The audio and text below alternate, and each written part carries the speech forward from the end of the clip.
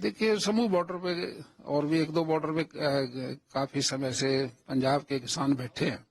इसी दिक्कत को, आवाजाही की दिक्कतें जो हुई, सुप्रीम कोर्ट ने भी इस पे कमेटी बनाने का एक निर्णय लिया था, जिसमें नवाब सिंह जी हमारे पूर्व जस्टिस हैं, उनको अध्यक्ष बनाया गया था और उनसे मिलके कोई समस्या का समाधान निकालें। तो उन्होंने अपनी एक रिपोर्ट तैयार करके 22 नवंबर को न्यायालय में सबमिट करा दी थी। अब तारीख 13 लगी हुई, आगे कोर्ट का क्या फैसला आएगा तो 13 को पता लगेगा।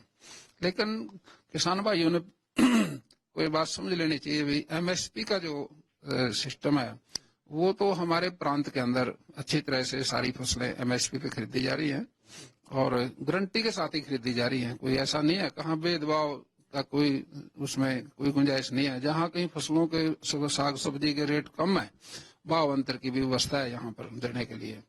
तो हमारे किसान इस बात को समझते हैं, जिस प्रदेश में अनुशासन रहेगा, शांति रहेगी, वहाँ इंडस्ट्री भी विकास करेगी। और मैं समझता हूँ पंजाब में एजुटेशन चलने से पंजाब के अंदर काफी इंडस्ट्री जो है वो शिफ्ट कर गई, जो कोई बिहार चली गई, उत्तर प्रदेश चली गई, तो उससे प्रदेश को भी नुकसान हुआ। और इससे ऑटोमेटिक नुकसान किसानों को ही होता है, क्योंकि राइस मिलर जो है जितने रहेंगे प्रदेश में, उससे धान की फसल का जो चावल निकाला जाता है एफसीआई को देते हैं, उसमें सुविधा मिलती है। अगर राइस मिलर वहां नहीं होंगे तो फिर किसान की फसल समेटना मुश्किल हो जाएगा। इसलिए शांति भी जरूरी है। किसान को प्रदेश की सरकार, हमारी केंद्र की सरकार किसानों के लिए 10 साल में जो किया, मैं समझता हूँ भी किसी सरकार ने नहीं किया ऐसे। कांग्रेस का भी राज बड़े लंबे समय तक रहा।